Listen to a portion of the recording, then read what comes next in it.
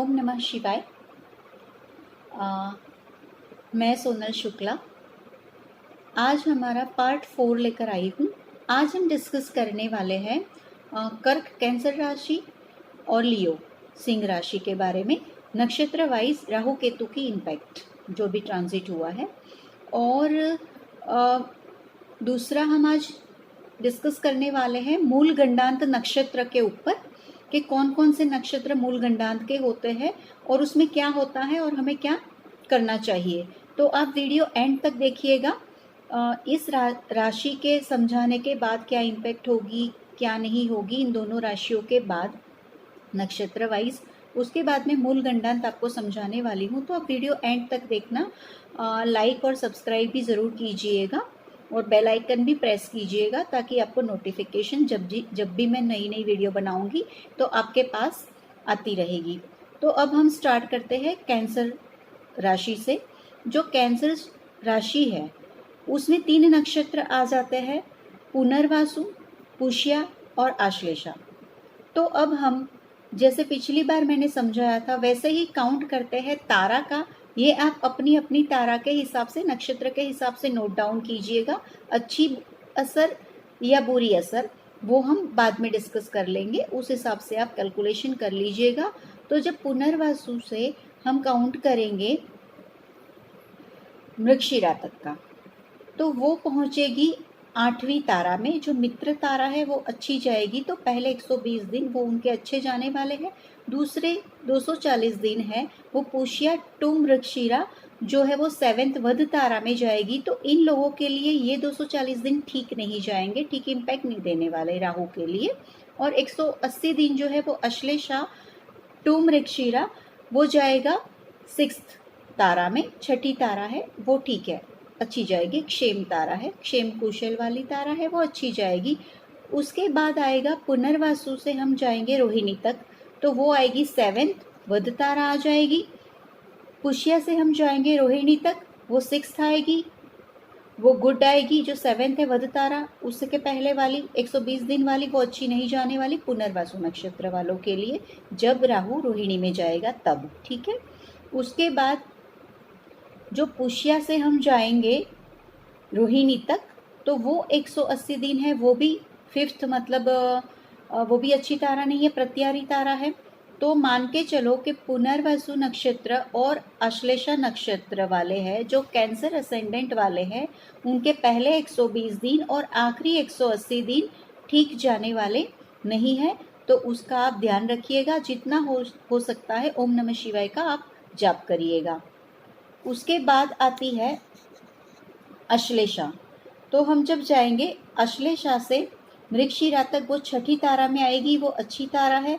उसके बाद हम जाएंगे रोहिणी तक, वो 5th तारा में आ जाएगी, वो प्रत्यारी तारा में आ जाएगी। और उसके बाद जब जाएगी रोहिणी तक, अश्लेषा से रोहिणी में वो जाएंगे 180 दिन उनके अच्छे जाएंगे क्योंकि वो 4th तारा में जाएगी, तो उनका अच्छा होगा। अब केतु के लिए अगर हम गिनते हैं तो पुनर्वासु से जब हम जाएंगे ज्येष्ठा में, क्योंकि केतु ज्येष्ठा में है ना, तो ज्येष्ठा में हम जाएंगे तो वो 3री तारा कहलाएगी। तो जो 3री तारा होती है वो पहली होती है जन्म संपत्ति और तीसरी होती है वो विपत्त तारा होती है, वो ठीक नहीं जाने वाली केतु के लिए बोल रही हूँ। फिर पुनर्वासु से हम जाएंगे अनुराधा में, वो 2nd में आ जाएगी, वो संपत्ति तारा है, अच्छी जाने वाली है। पुनर्वसु से विशाखा जो है वो जन्म तारा में आएगी, अगेन वो दिन ठीक नहीं जाएंगे, ठीक है, कैंसर असेंडेंट वालों के लिए। और फिर आ जाओ पुष्या से।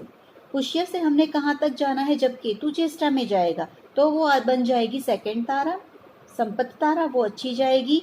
पुष्या से अनुराधा 1st तारा में, जन्म तारा में, सेम तारा में ठीक नहीं जाती।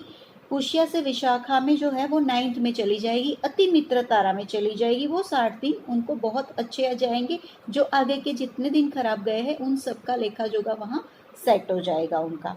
उसके बाद चलते हैं पुष्या से ज्येष्ठा तक। तो पुष्या से ज्येष्ठा है वो 2nd में आती है, पुष्या से अनुराधा पहले में आती है, पुष्या से विशाखा 9th में आती है, जो अभी मैं बोल चुकी हूँ। उसके बाद अश्लेषा नक्षत्र है जो आता है केतु के रिगार्डिंग, हम देखते हैं कैंसर राशि के लिए। तो अश्लेषा से ज्येष्ठा में पहली तारा आ गई, जन्म तारा, वो ठीक नहीं जाएगी। आश्लेषा से जब हम अनुराधा में जाएंगे वो 9th अति मित्र तारा आ गई, और आश्लेषा से विशाखा में वो 8th तारा। 8 मीन्स के आश्लेषा नक्षत्र वालों के पहले 240 दिन जो है वो केतु के वही ठीक नहीं जाने वाले हैं, उसके बाद वाले दिन जो है वो अच्छे जाने वाले हैं। उसके बाद लियो राशि ले लेते हैं। तो लियो जो राशि है उसमें आ जाता है मघा, पूर्वा फाल्गुनी और उत्तरा फाल्गुनी। राहु के हिसाब से अगर हम देखते हैं तो मघा से मृगशिरा 5th तारा में जाती है, वो ठीक नहीं जाती। मघा से रोहिणी 4th में चली जाएगी। मघा से कृतिका 3rd में चली जाएगी, 3rd वाली भी अगेन अच्छी नहीं जाएगी। पूर्व फाल्गुनी से जब हम मृगशिरा देखते हैं तो वो 4th में जाएगी। पूर्व फाल्गुनी टू रोहिणी जब हम देखेंगे वो 3rd में जाती है। 3rd पदा भी ठीक नहीं होती, 3rd नक्षत्र जो होता है वो भी ठीक नहीं होता है, ठीक है। और उसके बाद पूर्व फाल्गुनी टू हम जाएंगे कृतिका, वो 2nd पदा बन जाएगी, 2nd तारा बन जाएगी। तो वो 2nd तारा होती है, वो संपत्ति तारा होती है, वो अच्छी जाएगी। फिर उत्तरा फाल्गुनी टू मृगशिरा जाएंगे तो वो 3rd बनेगी, वो अच्छे दिन नहीं जाने वाले। उत्तरा फाल्गुनी टू रोहिणी है, वो 2nd बन जाएगी, वो अच्छे जाएंगे। उत्तरा फाल्गुनी टू कृतिका जो जाएंगे हम जब, तो वो जन्म तारा बन जाएगी, वो भी ठीक नहीं जाएगी। ये आप नोट करके रखना, लियो राशि वालों के लिए है। ये था लियो राशि का राहु से नक्षत्र टू नक्षत्र काउंटिंग। अब लियो राशि वाले का केतु तक काउंटिंग हम करेंगे कि भाई मघा टू ज्येष्ठा 9th में जाएगी, बेस्ट जाएगी। मघा टू अनुराधा 8th में जाएगी, वो भी बहुत बढ़िया जाएगी केतु के रिगार्डिंग। मघा से जब हम विशाखा में जाएंगे तो वो 60 दिन ही वो है, वो 7th वध तारा वाले हैं, वो ठीक नहीं जाने वाले। अब जाएंगे पूर्व फाल्गुनी टू ज्येष्ठा, वो 8th में जाएगी, मित्र तारा में जाएगी। पूर्व फाल्गुनी टू अनुराधा केतु के रिगार्डिंग 7th में वो अच्छी नहीं जाती। पूर्व फाल्गुनी टू विशाखा वो 6th में अच्छी जाएगी। अब उत्तरा फाल्गुनी से ज्येष्ठा में जाएंगे, वो 7th में जाता है, वो ठीक नहीं जाएगा। उत्तरा फाल्गुनी से अनुराधा में जाएगी, वो 6th में जाएगा, वो ठीक जाएगा। और उत्तरा फाल्गुनी टू विशाखा जो है वो 5th में जाएगी, तो वो तारा 5वीं तारा बनती है, वो भी प्रत्यारी तारा है, तो वो भी ठीक नहीं जाएगी। अब हम देखते हैं कि कौन से हाउस में करेगा, कौन से हाउस में क्या इम्पैक्ट लाएगा, अच्छा बुरा वो आपने नोट कर लिया तारा के हिसाब से। अब हम आगे जाएंगे कि जिनका भी कर्क असेंडेंट है या कर्क मून साइन है, तो वहाँ अगर चंद्रमा है तो राहु वहाँ से 11वें में जाएंगे, लाभ स्थान में जाएंगे। और लाभ स्थान का जो नेचुरल कारका है वो होता है जुपिटर। तो जुपिटर और राहु यहाँ पे इन लोगों के लिए मिला जुला असर देंगे। जुपिटर ज्ञान है, राहु ज्ञान का बढ़ावा करेगा। 11वां हाउस अपने आप में पब्लिक का है, सोसाइटी का है, तो यहाँ पे इन लोगों के लिए पब्लिक सोसाइटी में उनकी मान इज्जत बढ़ेगी, पब्लिक और उसमें उनका नेम फेम बढ़ेगा। मगर जुपिटर होने के कारण हमेशा एक बात याद रखना कि एथिक्स के साथ चलना। जुपिटर है, अपने नॉलेज का सही इस्तेमाल करोगे तो ही आपको पब्लिक में गेन मिलेगा, वरना हो सकता है इससे उल्टा भी हो, बदनामी भी मिल सकती है। और अगर वो वाली तारा अगर उसमें आती है तो याद रखिएगा, क्योंकि केतु की 7th एस्पेक्ट भी यहाँ पर पड़ेगी। तो ये भी बहुत याद रखने की बात है कि अगर आपने जुपिटर को यहाँ पे पावरफुल किया, अपने नॉलेज का सही इस्तेमाल किया, तो ही आपको नेम फेम मिलेगा, अदरवाइज नहीं मिलेगा। राहु की दृष्टि यहाँ से पड़ेगी 3rd हाउस में। 3rd हाउस का नेचुरल कारका होता है मंगल, तो हो सकता है कि उन लोगों का साहस बढ़े, पराक्रम बढ़े। पर याद रखिएगा कि कहीं ऐसा बिग इन्वेस्टमेंट मत कर लीजिएगा या ऐसा कोई बड़ा साहस मत कर लीजिएगा जिससे आपको पछताना पड़े। अगर तारा अप्रोप्रिएट नहीं है तो आपने लिया हुआ रिस्क आपको नुकसान में कन्वर्ट हो सकता है। 7th एस्पेक्ट उसकी संतान भाव पर पड़ती है, वहाँ का भी नेचुरल कार का जुपिटर होता है, वही जो मैंने बताया है उसी तरह से होगा कि संतान के पढ़ने पर, उनकी पढ़ाई पर आप बहुत ज़्यादा फोकस करेंगे, ध्यान देंगे। मगर वहीं पर सामने केतु है स्कॉर्पियो में, तो हो सकता है वो अगर कोई स्टडी कर रहे हो 10th 12th की, तो उसमें रुकावट आए। तो आपकी भी अगर कोई पढ़ाई कर रहे हो तो उसमें भी रुकावट आए। संतान की तबीयत के लिए आपने ध्यान रखना है। उसके बाद उसकी जो 9th एस्पेक्ट है वो आपके स्पाउस के घर पे आ रही है, 7th भाव पे आ रही है। जो 7th भाव है उसका नेचुरल कारका है वीनस प्लस राहु। तो इसमें आपको ये ध्यान रखना है कि कोई बाहर का कैरेक्टर आपकी लाइफ में इंटरफियर ना करे। अगर लेडी है तो कोई भी उनको अपोजिट सेक्स की तरफ देख लीजिएगा कि वहाँ कहीं कोई पैर ना फिसल जाए। अगर कोई जेंटलमैन है वो भी देख लीजिएगा, उनकी अपोजिट सेक्स की तरफ उनका ध्यान जाएगा तो हो सकता है खामखा की बदनामी मिले। डेली रूटीन इनकम आपकी अच्छी रहेगी, पार्टनर्स भी आपको सपोर्ट करेंगे, स्पाउस भी सपोर्ट करेंगे। ठीक है, तो राहु से ये सारी चीज़ें इनमें आ जाएगी। अब देखते हैं केतु। केतु है वो उसके 5th हाउस पे बैठे हैं, 5th हाउस में बैठेंगे 4 नंबर कैंसर मून साइन वालों के लिए। तो वहाँ से केतु बैठने के कारण जो अभी मैंने बता दिया है आपको, संतान की हेल्थ पे, खुद की स्टडी पे, संतान की भी स्टडी पे थोड़ा ध्यान रखिएगा। मंत्र शक्ति आप डेवलप कर सकते हो क्योंकि केतु यहाँ पे बैठा है। केतु कहीं ना कहीं स्पिरिचुअल प्लेनेट है, तो आप अपनी मंत्र शक्ति बढ़ाए, हो सके उतने मंत्र जाप और अनुष्ठान करेंगे तो उसमें आपको ज़रूर सफलता मिलेगी। वो जो है 1 2 3 4 5 5th एस्पेक्ट से भाग्य भुवन को देख रहा है, 9th हाउस को देख रहा है, और 9th हाउस का नेचुरल कारक जुपिटर होता है। तो जब केतु महाराज जुपिटर को देखते हैं, जुपिटर के साथ उनकी जब दृष्टि मिलती है तो जुपिटर और केतु दोनों ही सन्यासी है। तो यहाँ पे आप धार्मिक हो जाओगे, धर्म कर्म में ज़्यादा मानोगे, एथिक्स की बातें करने लगोगे, आपका रुझान भगवान की तरफ बढ़ेगा। हो सकता है आप डोनेशन अच्छा देना स्टार्ट कर दो, हो सकता है आप मंदिर, मस्जिद, गुरुद्वारा में दान करना स्टार्ट कर दो। तो ये सारी चीज़ें यहाँ पे हो सकती है। उसके बाद 7th एस्पेक्ट अगेन वो 11th हाउस में पड़ेगी। तो जो मैंने बोला था कि गुरु जो है, नॉलेज का सही उपयोग आपको बहुत अच्छी सक्सेस दिला सकता है। और उसकी जो 9th एस्पेक्ट है वो आपके खुद के हेल्थ पर पड़ रही है। उसका नेचुरल कारका है सन, 4 नंबर का कारका है मून। तो मून, केतु और सन बहुत बहुत संभालिएगा हेल्थ के हिसाब से। तो आप हेल्थ को ध्यान रखेंगे, एक्सरसाइज करेंगे, योगा करेंगे, मेडिटेशन करेंगे, और हर 3 महीने आप अपना होल बॉडी चेकअप ज़रूर कराइए, हेल्थ चेकअप ज़रूर कराइए, क्योंकि यहाँ पर हेल्थ पे इम्पैक्ट आ सकती है। क्योंकि पहला भाव है, तन भाव है, यहाँ पर केतु की एस्पेक्ट है, मून जो है वो राशि का स्वामी है, और नेचुरल कारका जो है पहले हाउस का वो बनते हैं सन। तो प्लीज़ आप ये थोड़ा ध्यान रखिएगा। ठीक है, तो इस हिसाब से आपने ध्यान रखना है। आज मैंने थोड़े नेचुरल कारका भी ऐड कर दिए हैं मून साइन को असेंडेंट बनाकर। ठीक है, तो इस हिसाब से मैं आगे आपको बताती जाती हूँ। 5 नंबर लियो के लिए ये बनेगी राहु की युति 10वें भाव में, और 4th हाउस में केतु की बनेगी। तो 10वें भाव में अगर राहु की युति बनती है तो लियो राशि वाले बहुत बहुत खुश हो जाइए, आपका बिजनेस बहुत बढ़ेगा। आपने अब तक जो सफलता नहीं देखी अब वो आगे देखोगे, क्योंकि बुध भी आपका साथ देगा, सूर्य भी साथ देगा, गुरु भी साथ देगा। हाँ, अपनी नेटल चार्ट में इन सारे प्लैनेट की पहले पोजीशन ज़रूर चेक करिएगा, और राहु केतु की भी पोजीशन ज़रूर चेक करिएगा। उसके बाद मैंने जो तारा बताई है वो तारा देखकर आप अपना डिसीजन लीजिएगा। मगर ओवरऑल सिंह राशि के लिए मैं बता दूं कि बिजनेस के लिए, प्रोफेशन के लिए बहुत ही बढ़िया जाने वाला है। 5th एस्पेक्ट जो है उसकी 2nd हाउस में जाएगी, जो वेल्थ का है, फैमिली का है, वहाँ पे जुपिटर प्लस राहु है।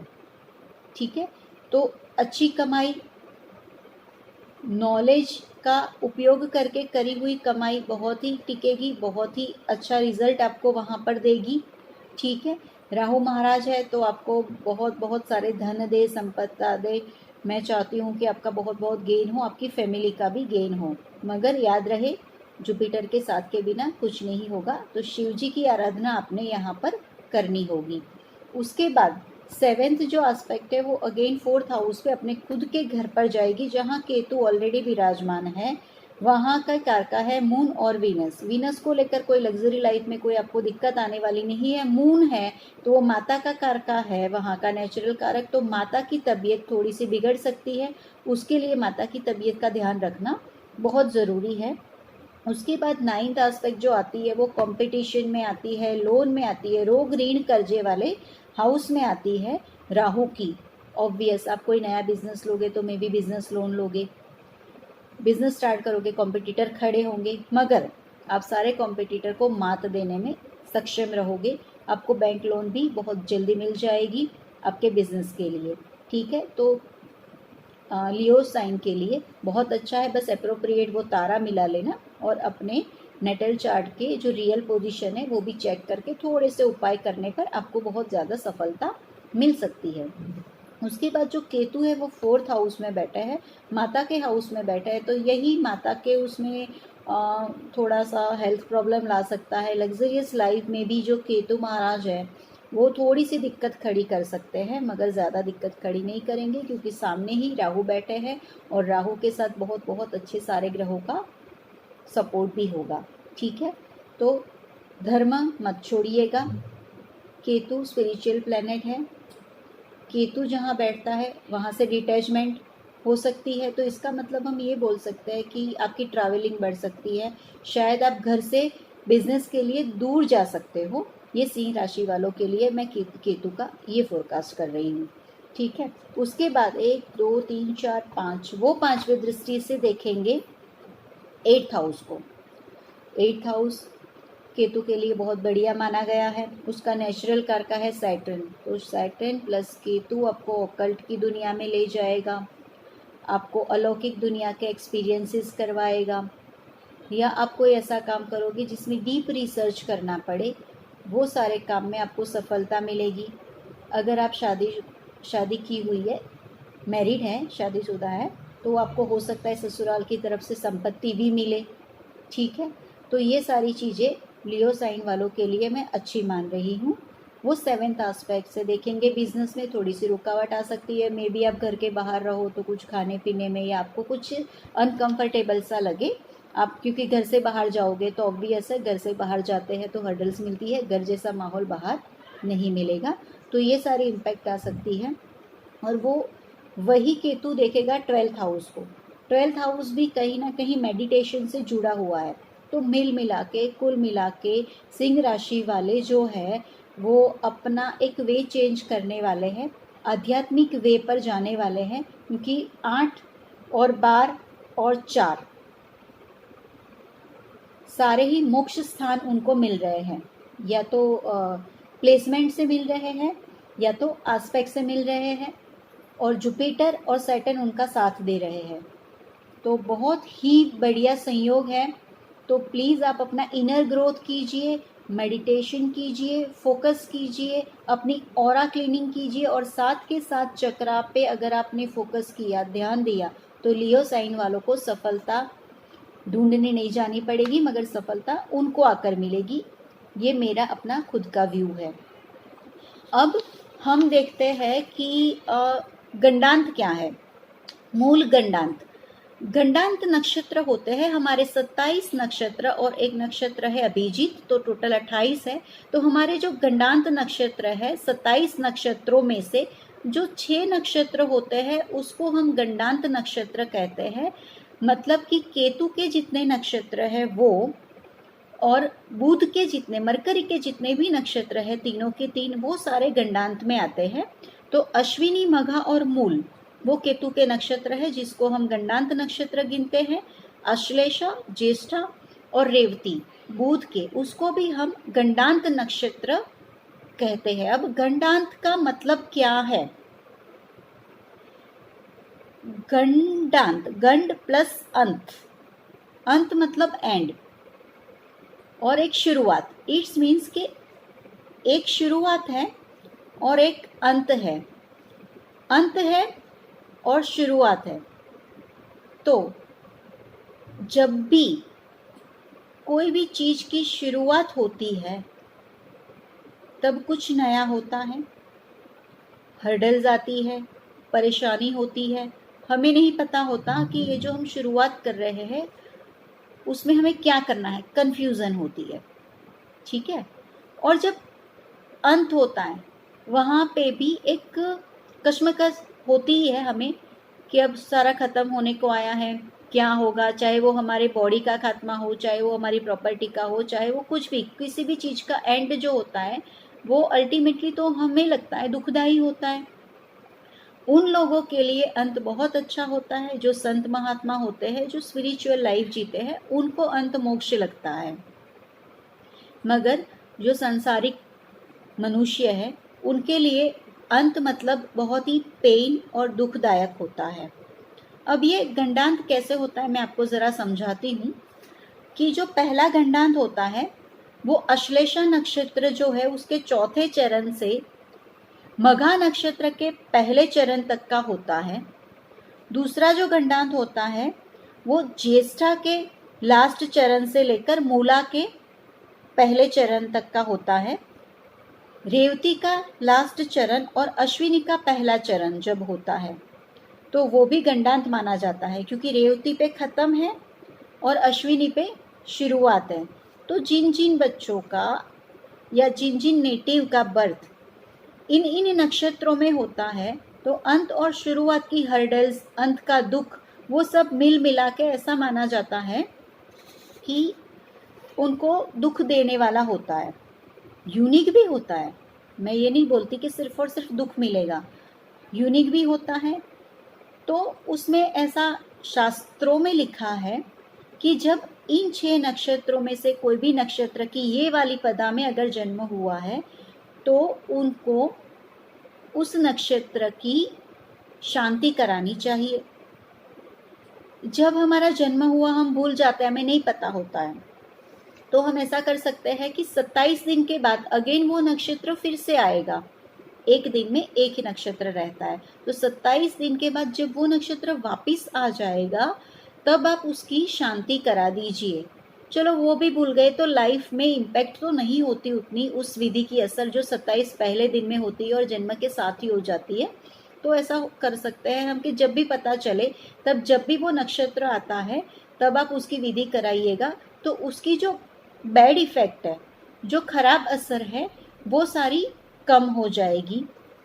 अब कई कई जगह मैंने भी देखा है, पढ़ा भी है काफ़ी बुक्स में कि ऐसा माना जाता है कि जिनका जन्म मूल गंडांत में हुआ होता है उसके पहले जो 4 साल होते हैं बच्चे के वो माता पे भारी होते हैं, उसके बाद वाले 4 साल जो होते हैं वो पिता पे भारी होते हैं, और उसके बाद उसके खुद पे आते हैं वो थोड़े से भारी होते हैं, ठीक है। और ये बच्चा अगर सरवाइव कर गया और बहुत ही अच्छे से उसके और प्लेनेट जो है वो उसको आयु दे रहा है, उसको लॉन्जिविटी दे रहा है अच्छी सी, और वो जब वो बच्चे जो जी जाते हैं तो वो जो लाइफ में करते हैं ना वो बहुत ही एक्सेल करते हैं, बहुत ही यूनिक सा करते हैं। अब ये अंत और शुरुआत के उसमें मैं बता देती हूँ, नवांशा के बारे में भी बता देती हूँ कि जो एंडिंग नवांशा है वो एक नवांशा आती है वाटरी, ठीक है, और जो पहली नवांशा है वो फायरी है। तो हम जब गिनते हैं एलिमेंट्स गिनते हैं तो ऐसे गिनते हैं कि भाई फायर है, अर्थ है, एयर है और वाटर है, मतलब फायरी, अर्दी, एरी और वाटरी। तो ये जो मिलन है गंडान वो हो गया पानी और आग का मिलन। समझ आ रही है बात मैं क्या बोल रही हूँ? तो आग और पानी का मिलन होता है, एक है वाटरी एलिमेंट और एक है फायरी एलिमेंट। क्या होगा? पानी अपने गुण खत्म कर देगा, अग्नि अपने गुण खत्म कर देगी। अगर इसका यूटिलाइज किया जाए तो बहुत बहुत ही अच्छे परिणाम मिलते हैं, क्योंकि एकदम पानी से आप सोचो ना कि पानी से एकदम आग मिल जाए तो आपको क्या फील होता है? यस, आग से पानी मिलना अलग बात हो गई। तो एक की गर्मी कम होती है, एक का जो शीतलता होती है वो कम होती है। तो अगर यूटिलाइज किया जाए तो इन नक्षत्रों का बहुत बहुत अच्छा उपयोग भी हम कर सकते हैं। ये लोग बहुत ही अच्छी तरह से टैकल कर लेते हैं दुनिया के लोगों को, बहुत ही अच्छे सेल्स पर्सन ये लोग बन सकते हैं, क्योंकि मरकरी है, मरकरी है मरकरी के तीनों 3 नक्षत्र हैं। और बुध क्या है? बुध है बुद्धि। बुद्धि 2 प्रकार की होती है, सद्बुद्धि और दुर्बुद्धि। ठीक है, अब ये हमें देखना है, बुध ऐसा प्लैनेट है कि जिसके भी साथ बैठ जाएगा उसके सिग्निफिकेंस को अपना लेगा, वो बच्चा सा है। मगर बुद्धि, कॉमर्स, कंप्यूटर, उन सब के बिना, बुद्धि के बिना आप अपनी जिंदगी की कल्पना नहीं कर सकते। तो ये तीनों के तीनों नक्षत्र है वो मरकरी के हैं, गंडांत के। तो इन नक्षत्र में पैदा होने वाले जो बच्चे हैं वो बहुत ही बुद्धिशाली होते हैं, उनका ब्रेन बहुत अच्छा होता है। वो बात अलग है कि वो उनका ब्रेन कोई और जगह पे यूज करते हैं मोस्टली, मगर अगर उनको डाइवर्ट किया जाए तो ये लोग सच में महान हस्तियां बन सकती है। अब रही बात केतु की, जो केतु का नक्षत्र है, बोलते हैं सारे के भाई विस्फोटक है। केतु क्या है? केतु तो उदासी है, केतु आइसोलेशन है। तो केतु का अगर आपने स्पिरिचुअल वे पे यूज किया तो वो भी आपको डिस्ट्रॉय करने के बाद एक अच्छी सी इमारत बनती है ना, वो केतु बनवाता है। एक इंसान जब टूट जाता है पूरी तरह से, संसार के दुखों से टूट जाता है, तो वो किसकी शरण में जाता है? ईश्वर की शरण में जाता है। और ईश्वर के चरण में और उनके शरण में ही उसको शांति मिलती है। वो काम करता है केतु। तो अब आप बताइए, कहाँ से ये 3 नक्षत्र भी खराब हुए? नहीं ना। तो ये बोलते हैं कि भाई इस नक्षत्र में जन्म लेने वाले जो बच्चे होते हैं वो दुखी क्यों होते हैं, उनके माँ बाप क्यों दुखी होते हैं? तो देखो, कहीं ना कहीं ये कार्मिक प्लैनेट है। अंत और शुरुआत कहीं ना कहीं कर्म से जुड़ी है ना, पिछले जन्म से लेकर इस जन्म तक की यात्रा से जुड़ी हुई है। तो पिछले जन्म में आपने कुछ ऐसे काम किए हैं जो इस जन्म में आपको भुगतने हैं। ठीक है, बच्चे होंगे, आपका माता पिता से जो ट्यूनिंग होगी, लेन देन होगी पास्ट बर्थ में, उस हिसाब से माता पिता को दिक्कतें आएगी। माता पिता ने भुगत लिया, उनके कर्म खत्म हो गए, फिर क्या होगा? अच्छी बात है ना, उनका मोक्ष हो जाएगा। जब हम भुगत के कोई भी कर्म खत्म करते हैं तो उसको भुगतना बाकी नहीं रह जाता। जबकि हम ना भुगत के उस कर्म को पीछे ले जाते हैं कि नहीं, हमने ये नहीं करना, तो भी वो कर्म आपको कभी ना कभी तो भुगतना ही पड़ेगा। तो जो ये विधि विधान है, रेमेडीज है, वो आपको राहत दे देती है। इस नक्षत्र की शांति कराने पे वो बच्चे बहुत ही अच्छा स्थान प्राप्त कर सकते हैं। वैसे तो इसको इनऑस्पिशियस बोला गया है, अच्छे कार्य के लिए ये नक्षत्र लिए नहीं जाते हैं। ठीक है, तो इस नक्षत्र की अगर आप शांति कराते हो तो ये बहुत बहुत ही अच्छा परिणाम आपको देंगे। तो मूल गंडांत नक्षत्र से डरने की कोई ज़रूरत नहीं है, बस उसकी प्रॉपर विधि करिएगा। और नक्षत्र के जो स्वामी है, नक्षत्र के रूलर होते हैं, नक्षत्र के स्वामी होते हैं, उनकी अगर आपने पूजा करी, पूजा पाठ करी और उनका आप स्मरण करते रहे तो आप लाइफ में ज़रूर ज़रूर और ज़रूर सक्सेस मिलेगी आपको। तो यहाँ तक ही है आज की वीडियो। तो मैं इजाज़त चाहूँगी, तो प्लीज़ आप ज़रा लाइक कर लीजिएगा, सब्सक्राइब कर लीजिएगा और जेन्युइन कमेंट भी दीजिएगा कि आगे, ताकि मैं मेरी वीडियो में इम्प्रूवमेंट ला सकूँ।